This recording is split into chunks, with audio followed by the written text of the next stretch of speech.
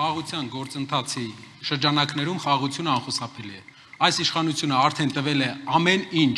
եւ Ադրբեջանի պետությունը չունի հասնելու որևէ բան, բացի Հայաստան-ադրբեջանցիներ տեղափոխելուց։ Խաղաղությունը կարող է լինել երկու ձև, հարգելի հայրենակիցներ։ Թույլ եւ ամուր խաղաղություն։ Թույլ խաղաղությունը ադրբեջանցիներով համեմված խաղաղությունը։ Այստեղից մի քանի տասնյակ կիլոմետր հեռավորության վրա Նախիջևանում 15 օրից տեղի ունենալու Օրդուբադում տեղի ունենալու արևմտյան ադրբեջանցիների վերադարձի ֆորումը, որի մասին մեր երկրի ղեկավարությունը ուղղակի մտահոգություն է հայտնում։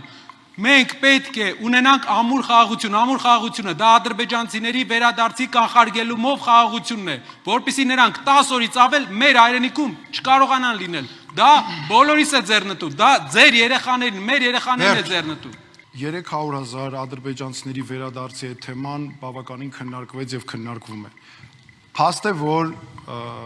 մեր երկրի անվտանգության առնչվող հարցը կխնդրեի ուղղակի մանրամասներով դուք բացատրեիք, դուք որտեղ եք տեսնում դրա վտանգները եւ լուծումները դրա։ Շնորհակալ եմ, պարոն Տաթոյան։ Ադրբեջանի նախագահ հայտարարել է, որ նրանք պետք է Հայաստան վերադառնան ոչ թե տանկերով, այլ ավտոմեքենաներով եւ դրա պատասխանատվությունը դրել է Ադրբեջանի պետության վրա։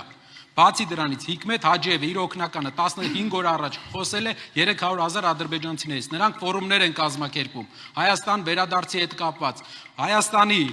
արտաքին հետախուզության ծառայության հաշվետվության մեջ գրված է, որ խաղաղության կառուցման վրա բացաբար ազդող ռիսկային գործոնը Ադրբեջանի կողմից պետական մագարտակով առաջ տարվող արևմտյան ադրբեջանցիների վերադարձի ուղեկցող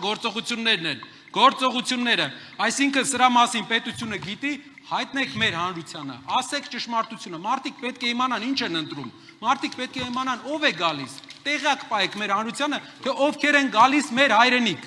եւ դա կօգնի ժողովրդին ճիշտ ընկալել 3 օր հետո ճիշտ ընտրություն անել։